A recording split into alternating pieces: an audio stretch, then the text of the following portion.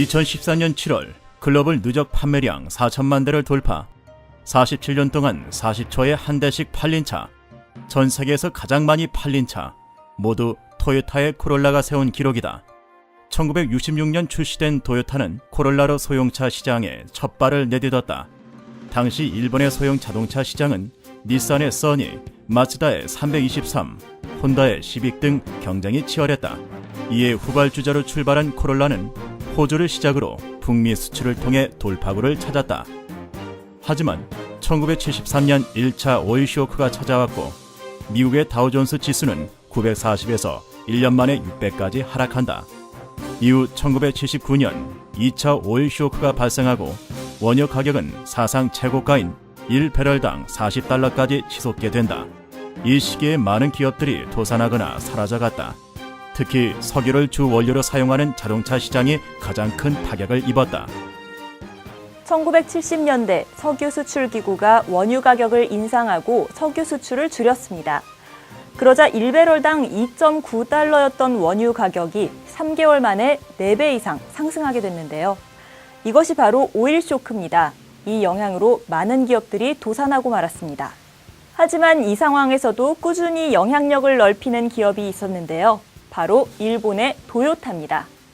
1974년 토요타의 코롤라는 오일 쇼크에도 불구하고 전 세계에서 가장 많이 팔린 자동차로 등극하게 됩니다. 일본 내에서도 닛산, 혼다 등에 밀려 후발주자로 시작한 토요타의 코롤라가 위기 때 빛을 발한 이유는 무엇이었을까요?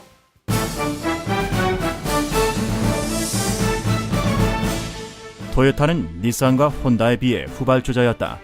그렇기 때문에 시장에서 토요타만의 무기가 필요했다. 그 첫 번째 무기는 바로 능률 지향이다.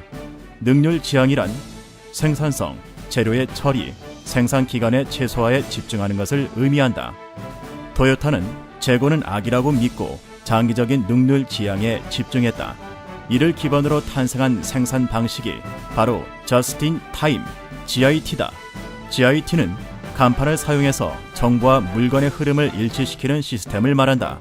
간판에 있는 정보를 이용해 모든 라인에서 필요한 때 필요한 만큼만 생산함으로써 낭비를 철저하게 배제할 수 있게 했다. 필요한 것들만 생산하고 재고는 최대한 피한다.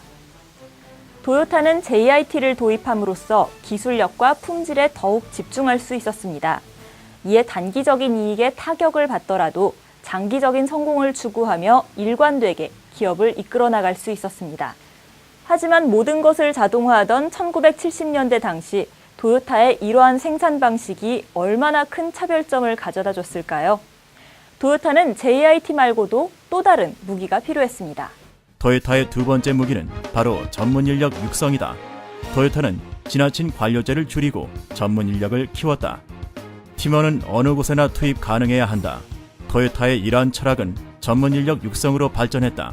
예를 들어 모든 전문 인력은 기계 정비, 품질 검열, 원자재 구매, 작업 공정 등을 전부 능숙하게 다룰 수 있어야 했다. 즉, 워커가 엔지니어 역할까지 할 수 있도록 한 것이다. 이러한 정책은 토요타만의 자동화를 가능케 했다. 자동화는 일반적인 자동화의 자율성이 결합된 용어로 불량이 발생하면 즉시 정지하도록 하는 시스템을 말한다. 자동화의 구조는 생산 라인 중간에 램프를 설치하여 공정 중 문제점을 색으로 알린다. 노란불이 들어오면 작업 지연을 해결하기 위해 다른 작업자의 도움이 필요한 경우고, 적색불이 들어오면 기계에 문제가 발생하여 생산 라인의 정지가 필요한 경우다. 이렇게 즉각적으로 문제를 알리고 대응할 수 있도록 함으로써 높은 품질뿐 아니라 개선할 대상을 보다 명확하고 신속하게 공유할 수 있었다.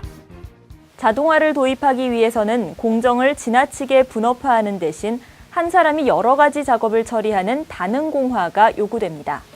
그렇기 때문에 자동화는 전문 인력 육성에 힘써온 토요타의 강력한 무기가 될 수 있었는데요.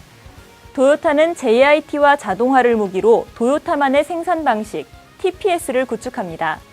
TPS는 토요타에게 오류 없는 생산을 목표로 불량이나 고장을 제로에 가깝게 만들어줬는데요. 이에 토요타는 기술 혁신에 더욱 집중할 수 있게 됩니다. 토요타의 TPS는 재고 관리와 높은 품질을 확보하게 만들었다. 이에 토요타는 소형차 시장에서 차별화된 토요타만의 코롤라를 출시한다. 토요타의 코롤라는 발표 당시 매우 혁신적인 기술들이 적용되어 있었다. 일본 최초로 운전석 옆에 바닥에 시프트 레버가 붙어있는 형식의 4단 수동 변속기 플로 시프트가 설치되어 있었다. 또 맥퍼슨 스트럿 전륜 서스펜션이 장착되어 노면의 충격을 넓은 범위로 분산할 수 있었다. 1966년 1077cc 60마력 엔진을 얹은 2도어 모델에서 시작해 이듬해인 1967년엔 4도어 세단과 스테이션 외건이 1969년 9월에는 배기량을 1166cc로 확대한 모델이 제작됐다. 여기에 오일 쇼크로 인해 원유값이 오르자 세계인들은 연비가 높고 배기량이 적은 코롤라를 주목하게 되었고 1974년 세계에서 가장 많이 팔린 차로 이름을 올리며 닛산을 누르고 일본 최대 자동차 메이커가 된다. 1950, 60년대 소비의 번성으로 물질적 풍요가 이뤄졌던 시기. 이 시기에 누구도 1970년대 오일 쇼크가 올 것을 예상하진 못했습니다. 이때 후발주자로 출발했던 토요타가 혁신을 이룰 수 있었던 원동력은 바로 TPS라는 토요타만의 차별 전략이 있었기 때문입니다. 이러한 혁신은 1인당 부가가치 1,800만 엔, 총 재고일수 3일, 생산 리드타임 10시간이라는 기록으로 세계 자동차 산업계에 새 이정표를 제시하게 되는데요.